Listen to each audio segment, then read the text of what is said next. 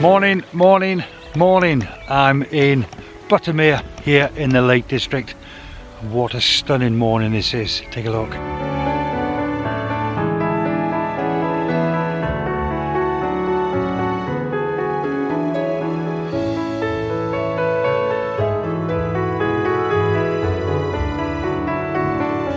There's a particular shot that I've always wanted to get. It's in the guidebooks. It's a shot that probably most of you have taken, but I've not actually taken it before, hence the reason I'm here today. It wasn't my intention to be here today, by the way. We stopped over last night in the lakes. We were at Latrigg Fell, and the reason we were there is because they had that festival of light, which is where people with lights walked up Catbells and they formed a... Anyway, you'll understand what I mean, because before we get going with this vlog, let me just show you a few of the snaps I took last night looking over Derwent Water up at Catbells. Nice festival of light for charity. If you want to know more about this charity, which is fantastic by the way, link in the description below. Right, before we get cracking, take a look at this.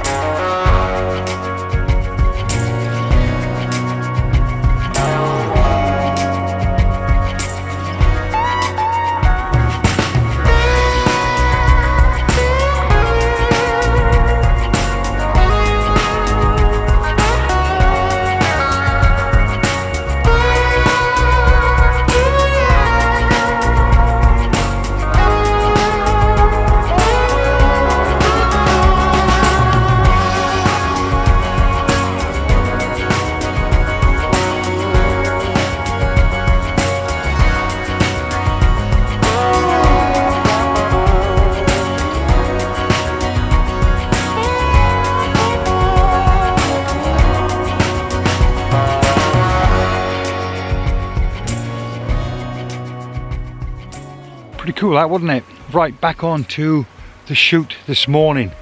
Like I said earlier, it's a shot I'm sure you all know about. I'm sure most of you have taken it, but to shoot it under these conditions is very, very rare, to say the least. The lake at the moment is completely mirror-like, and we managed to get our timing right. Well, when I say our timing right, we were probably here about maybe 3 or 4 hours too early, because of that man there waking me up first thing this morning. So we could have had 3 or 4 more hours sleep, but either way, just look at that.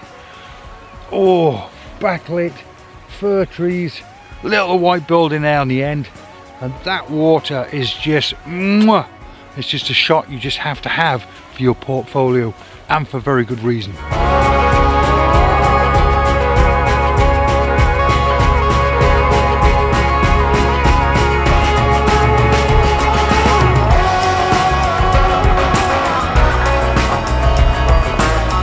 I must admit, it does look really impressive.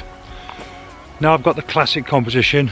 I've now moved a little bit further back, and where we were stood there's a little bit of land that's jutting out, so I'm going to use that in my composition now as foreground interest in terms of rules of thirds, bottom left hand side. The background interest, of course, that small white building on the far right hand side.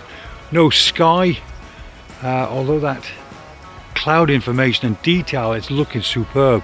So I'll put my my 24mm on there, grab some wider shots. But at the moment I'm 135mm, zoomed in quite tight. I think f11, ISO 50 or ISO 100, not really sure. I've got a polarizer on. Now I'm not one for playing around with polarizers, but a very nice company called Hader sent me this rather remarkable, it's like a foundation kit, like the Lee foundation kit. It's like that. I'll show it to you. So on the front of the foundation kit, they've got these really quite cool polarizers. You just drop in, take out. You've got a 10 stop and a 6 stop filter that just drop in as well, called the M10 holder. So I'm just trialing that at the moment, but up to press, quite impressed with it.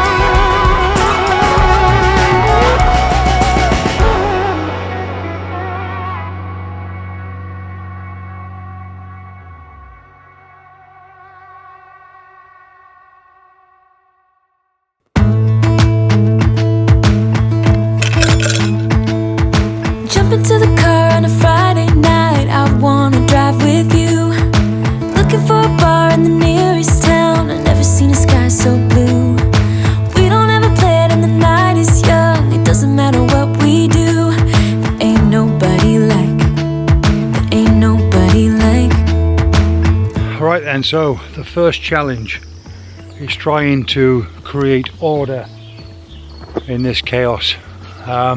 If you take a look around, you could see there is so much going on. The greens, the dead foliage, obviously the bluebells, the mountains, the speculative light creeping through the canopy. All of this makes for some superb pictures, but it'll all pale into its significance if you don't find a balanced picture, a balanced composition, because there's a massive difference between picking your camera up and just taking a picture and finding that all fantastic, all encompassing, balanced, perfectly composed image. So let's take a look around and see what we can do.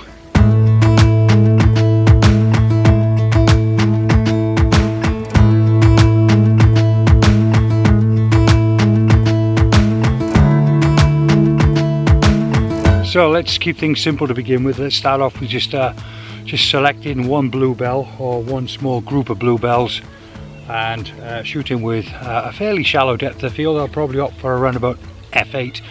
Don't forget, if you're shooting macro, if you're shooting close up, then you really want to close that aperture up. If you shoot it maybe f1.4, f1.8 for instance, really wide open, the shallow depth of field will be so tight if you focus really close that the chances are you won't get all of the detail in of one of these bluebells or the group of bluebells.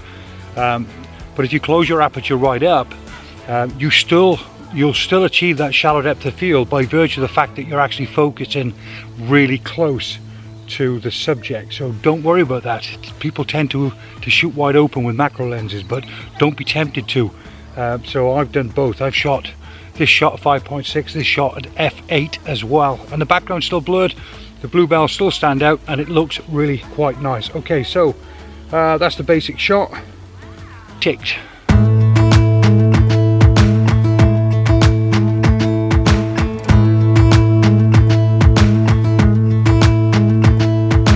That's quite a nice simple composition, classic S-bend, leading the viewer's eye into the shot.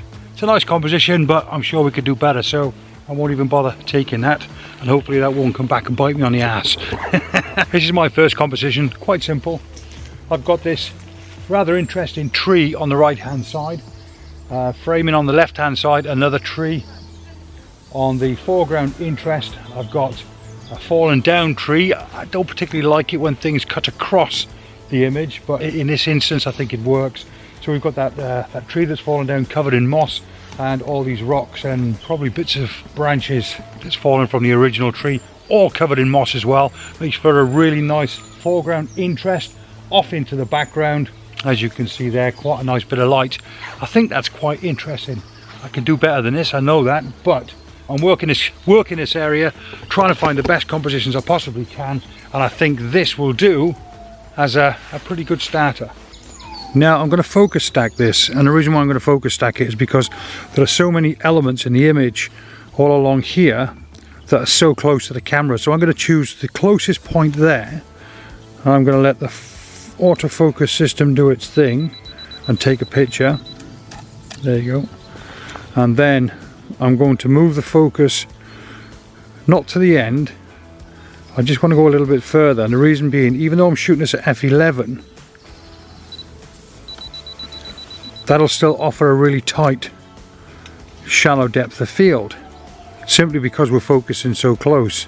And then one last one, just to be overly cautious, on that tree there, which is pretty much a third of the way into the frame, which is normal for me, and that will give us the full depth all the way through the image. So combining those three images with a focus point there, a focus point there, and a focus point there, which will take me to infinity, then we'll just end up with an image sharp from start to finish. That's quite nice, that, quite like that. Seek and you shall find. I've got a fantastic composition, portrait orientation, and we've got this, there's an old wall, looks like an old wall that's all covered in moss. Just give me like a classic S-bend right from under my feet right through the frame, bit of a twist to the right hand side, slightly out of the frame into the distance on the right hand side as well, utilizing trees on the right and left as a natural frame. Of course, all these wonderful bluebells and the green moss just looks awesome. On top of that, I've got a tree that's slightly fallen over, and I've placed that in the rules of thirds. Also, I've tilted the camera down a bit to avoid seeing the sky, and again I think that works much better in this particular instance, so the eye's not pulled away from the actual image itself, because the sky is very bright. So where the canopy starts getting quite thin, obviously towards the top of the branches, the top of the trees, then all that really bright overexposed light is coming through. So let's have a look at the back of my camera, because I have focus stacked this as well, once again, simply because there is so much detail that's close to the camera that I really want to ensure that I keep in focus. Loads of interest there. So first focus point is here, which is the closest point I can focus, and then just slightly further on I've chosen a focus point there. Now to you it looks as if I've just moved it to the left, but actually in terms of distance I've moved it probably about 5 or 6 feet into the frame. Once again, even though I'm shooting this at f11, I want to ensure that I get everything from here to here in focus. f11 will still give you a shallow depth of field if you focus very close to the camera, so I'm just erring on the side of caution. So once again, here, and I took a focus point on this tree here as well, which is a third of the way into the frame, but according to my camera that's still only showing me 3.5 to 4 meters in. So then, erring on the side of caution, you probably don't have to do this, but I focused on infinity as well.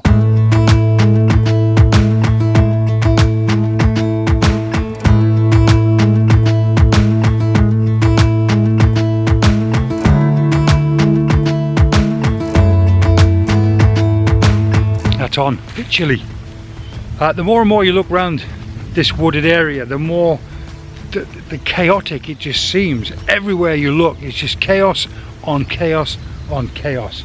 But the worst case scenario is a simple path shot always works.